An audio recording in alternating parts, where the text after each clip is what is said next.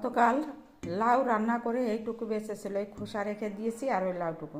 এখন এইগুলো ভালো করে ধুয়ে নিয়েছি, ধুয়ে এখন ছোট ছোট করে কেটে আমি ভেজে নেব। চলো কিভাবে করি দেখো। দেখো যে একটুকু লাউ ছিল আর এই যে খোসা ছিল সব ছোট ছোট করে কেটে নিয়েছি। এখন ভাজবো। কটা শুকনো লঙ্কা আর কাঁচা লঙ্কা ফাটিয়ে নিয়েছি। এবার এই লঙ্কা দিয়ে দেবো।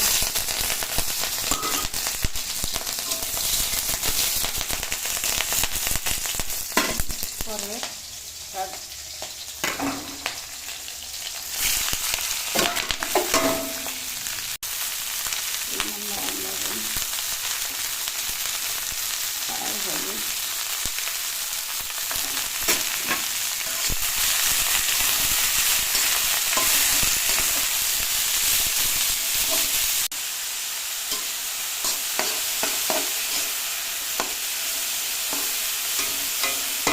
ঢাকছি না, এমনি নাড়াচাড়া করছি, বেশ কিছুটা সময় লাগবে। শক্ত শক্ত তো ওই খোসাটা থাকে, তার জন্য একটু জাল হবে। দেখেছিলাম শুরু করে রেখেছি আর এভাবে নাড়ছি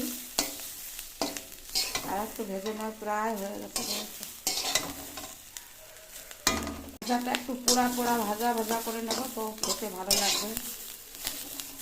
এর ভিতরেও একটা জল থাকে, সেই জলটা একদম শুকিয়ে যাবে। দেখো গলে গেছে,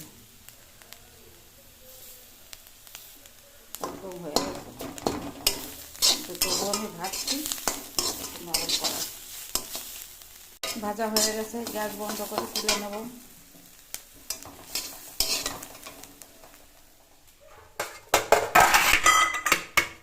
এই দেখো খোসা ভাজাটা কত সুন্দর হয়েছে।